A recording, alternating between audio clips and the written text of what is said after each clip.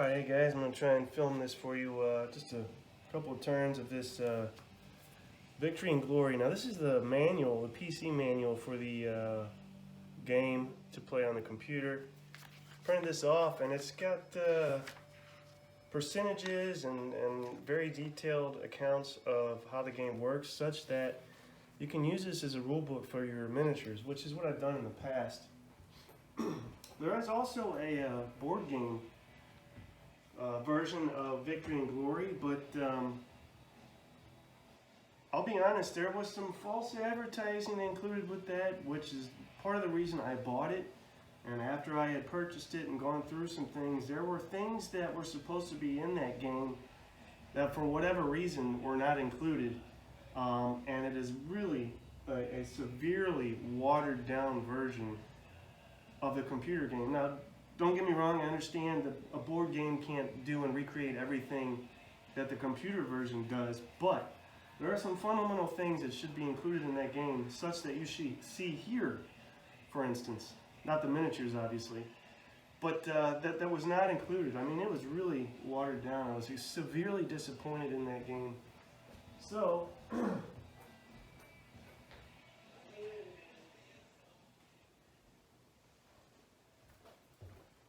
I pulled myself together, and this was a while ago, and I started filming with things, and what I did is I made cards to represent the troops, and the cards, the art, more or less, is based on the Battles of Napoleon, the Eagle and the Lion game, which is one of my all-time favorites.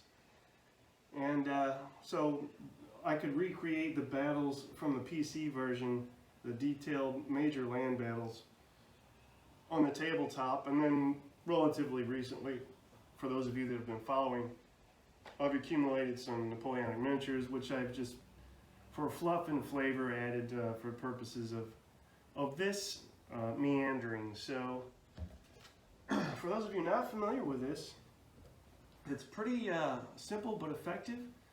You have a battle board here. This is the routed area. There's two areas, one here and one here. We have reserve areas, one for the French, one for the British, and then we have 3, 1, 2, 3, 1, 2, 3, 1, 2, 3.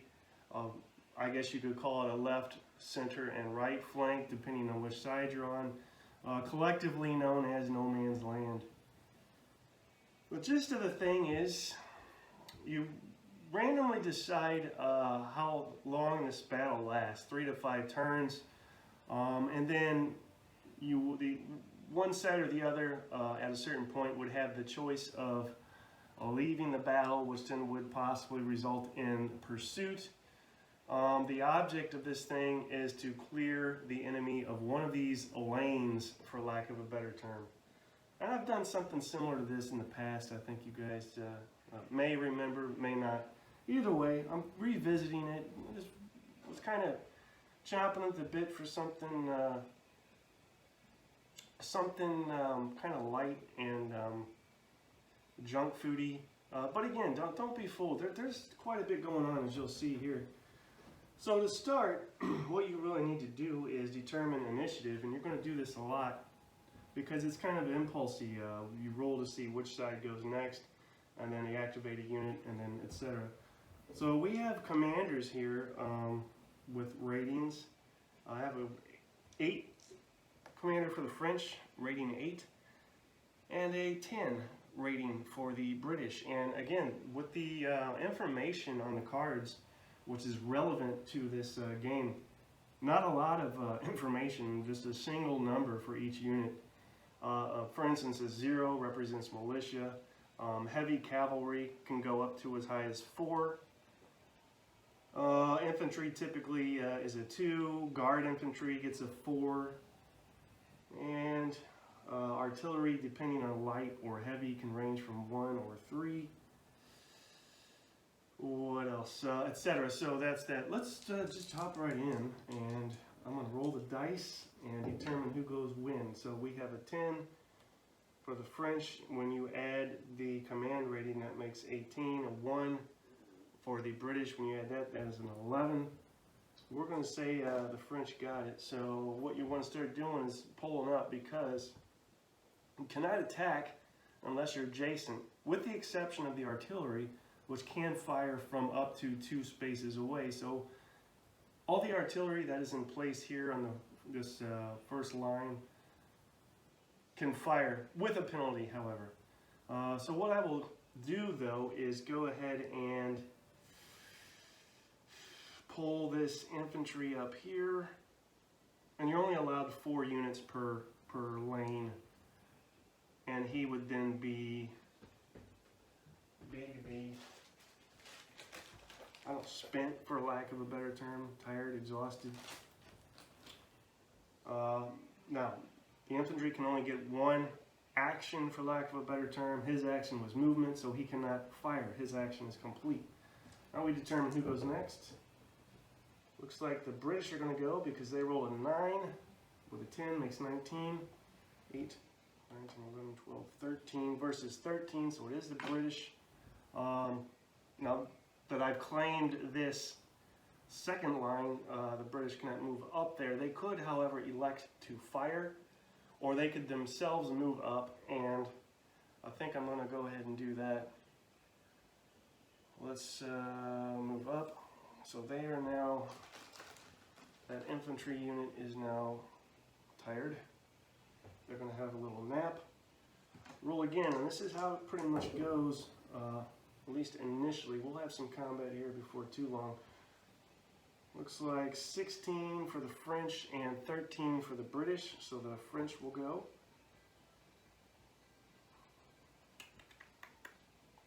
Let's go ahead and claim a lane. So we'll claim this other lane here, mark him as tired, and let's do this again. 19 for the British and 11 for the French. So it's pretty much back and forth at this point. Let's pull this guy up.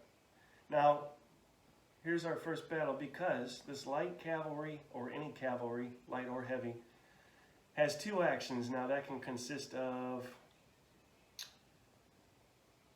moving up to 2 spaces, or moving and fighting. So he will move and fight. Who is he going to fight? He can fight anybody in this lane. He doesn't have to be directly in front, but he can only fight those in his lane. Stay in your lane, as the saying goes. If he were to elect to attack infantry, they can attempt to form square. But what I'm going to do instead is one of these, either attack as the British, my French light cavalry, or the artillery. Let's try and attack this artillery. So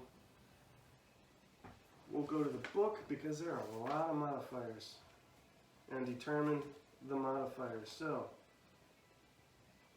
is our target tired? No, it is not. Let me come over here. Is our target disrupted? No, it is not. And we have a base chance of 70% to hit. Combat rating differential, attacking units combat rating is subtracted. The target unit's combat rating is added. So give me something to write with. Combat units added, let's see, that's a 2, so that would be +2. We're at 70%, we got +2. And we're going here, let's see, target, command rating, combat rating. The target's unit combat rating is added. Attacking unit's combat rating is subtracted, so that's -2, +3 for the artillery's combat rating. Command rating differential, attacking leader's command rating is subtracted, so that's -8. And then this leader +10. So as you can see already, tons of modifiers. Support, target has, let's see, target has units adjacent to it on the battle line, +10 per adjacent unit of the same type. This is our target. And +15 per adjacent unit of a different type than the target for each adjacent. So +15 per each adjacent unit of a different type than the target. So that's plus 15, and plus 15. Skirmishers, we don't have skirmishers. Foot attacking horse, no, that is not the case. Horse attacking foot, no. Horse attacking cannon, yes. There's a -10 modifier for that. Firing on square, no. Horse attacking square, no. Firing from square, no. And disorganized attack, no. Let's figure out these modifiers, shall we? Let's see. That is 30, 45. So that's plus 45, plus 55, plus 6, 7. So that's plus 58. And then we have minus 8, 9, 10, 20. Subtract those, becomes plus 38. And we need 70 or less, so let's roll the dice. A red will be the 10s. We rolled a 31. Becomes 69, so we just made a hit. Now we need to determine the final attack result. Let's see.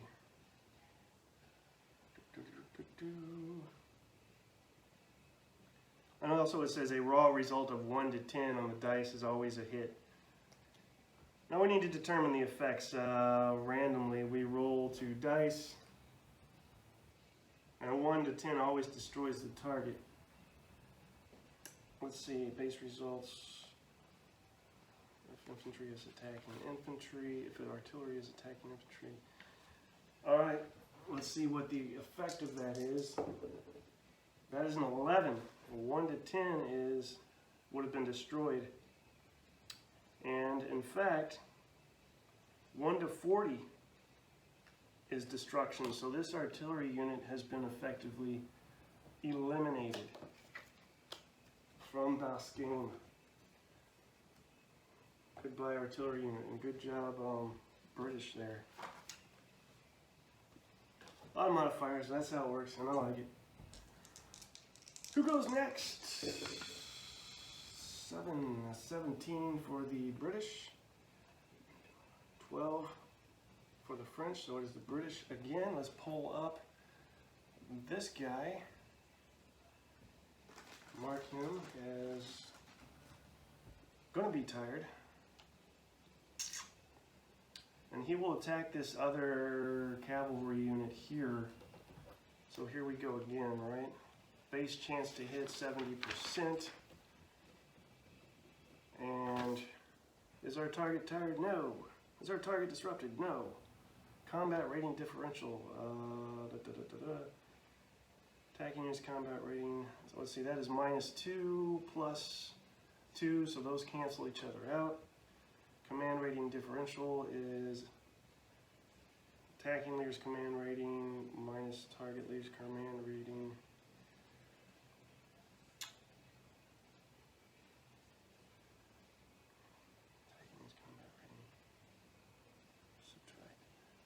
Let's see, -10 plus 8.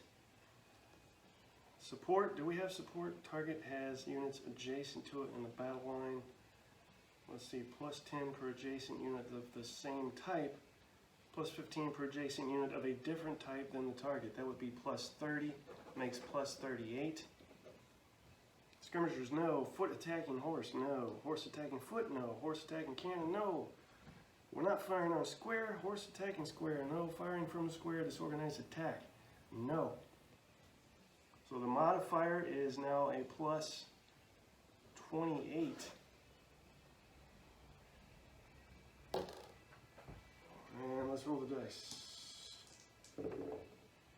We got a 62 plus 28 is nothing. It's what, a 90? Yeah, so that did nothing there. Now we need to roll to see who goes next. So I find this relatively relaxing and entertaining, not overbearing. 13 for the British, 8, 9, 10 for the French. So the British go again. Craziness. Let's pull these guys up, huh? And they cannot attack because they have effectively done their thing. They're tired, exhausted, wore themselves out. Who's next? 20 versus 11. British are going again. That's just how it is, folks. Let's see if we can knock these guys out with the cannon. Cannon versus... now, ultimately, what you would like to do is attack with cavalry, make them form square, and then fire at that square with a cannon. No cavalry here, at least yet, that can cause that to happen, so we'll just fire with artillery and see what happens. Let's fire with this artillery, rather, because that is heavy artillery. 70% chance to hit. Is the target tired? No. Was the target disrupted? No. Combat rating differential. Attacking units combat rating is subtracted. That would be -3 plus 2 is -1. Support. Target had no support. That's bad. There's no skirmishers. Foot attacking horse. Horse attacking foot. Horse attacking cannon. Firing on square. Horse attacking square. Firing foot. Okay, so 70 or less with a -1. I think they probably got this. Yes, they do. That was a 40 something or other, so definitely got that. Now we need to roll on the effect chart, and artillery is more likely to disrupt the target, so we will roll on that chart, and we get a 48. If we would have got a 40, we would have destroyed it. Otherwise, loss of 1 level. So he becomes disrupted. If he was already disrupted, he would rout. Let's mark him with a red square to mark disrupted. And these are the only things that I use from the game Victory and Glory that I bought, is the little blocks that came with it. It's the only good thing that came out of that game. So he will have penalties since he's disrupted. Then we roll to see who goes next. 18 versus... Now how does that work? Versus 18. Let's just re-roll it. We both got 18. Ooh, 11 versus... Yeah, the French got it. With a 15, so... And they can rally, but not yet. We have to wait till everybody's done doing their thing. Let's pull these guys up. Heavy cavalry. And we're going to attack this heavy artillery. Although, well, we'll see. With our 70 or less, target tired. No, target, well, actually, yeah, the target is tired. So -10. Target disrupted. Nope. Combat rating differential. We subtract the attacking unit's combat rating, which is -4 plus 3 yields a -1 equals a -11. Command rating differential, -8 plus 10 yields a +2. Now we're at -9. Support. He has lots of support. Target units adjacent to it on the battle line. +10 per adjacent unit of the same type. So that is 10 and then 15 and then 15. So +10 plus 15 plus 15 is +45. No, it's +40. No, it's not. Yeah, +40 minus 9 yields +32. No, 31. So now we're at +31.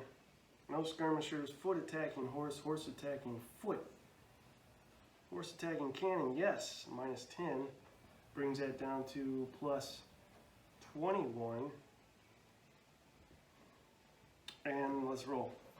So 70 or less, adding 21. Ooh, 14. So he definitely got a hit because that becomes a 35. Yes, 35. Now we roll on the attack result. Let's see if artillery is attacking. Artillery's 1 to 40. They're gone. Ooh, 93. That's not good. No effect. No effect after all that. All right, let's roll and see who's next. British get a 12 and the French get a 18. So it looks like the French. Now this is a militia unit. They have a combat rating of 0, which pretty much sucks. What about